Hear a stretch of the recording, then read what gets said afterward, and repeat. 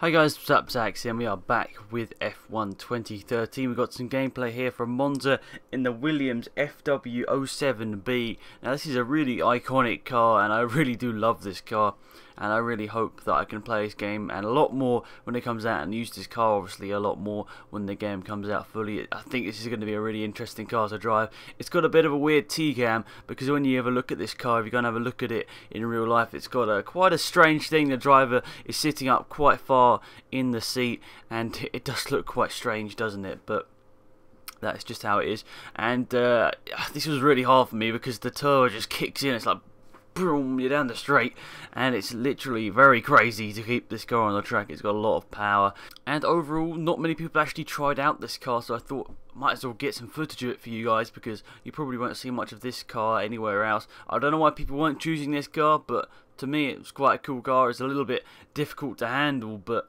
I suppose that's part of the thing. When you're driving a classic car, it's not going to be easy, and that's the point about it. So we're just trying to go around Monza here. It's not exactly the hardest track in the world to keep it in a straight line, because most of the parts of the track are a straight line. But yeah, my first time driving this car, it wasn't exactly easy. Just keeping on the track right there. You can see the car in front of me cut across that corner, and sadly I didn't get to have any races. That was a big thing I really wanted to do, but I suppose you can't have everything.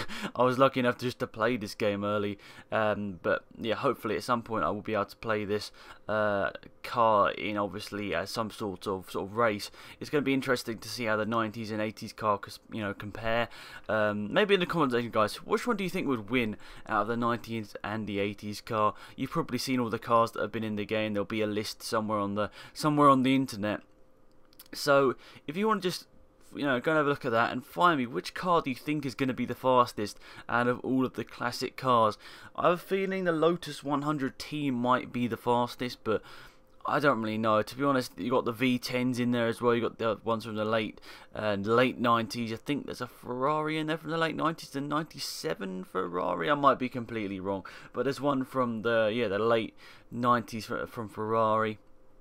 And also Williams from the late 90s. It's going to be really interesting to see how that all plays out. But I suppose the most modern cars in the 90s will probably be the fastest. But I do think the Lotus 100T is quite a fast car, and it might be a bit of a handful. But it should be really interesting to play with, especially these cars around Monaco. Into the barrier, I was talking to him at this event, and he was like, "This is going to be absolutely crazy. You can race these cars online, and when we go online and do a multiplayer race in these, it's going to be carnage, but it's going to be good fun."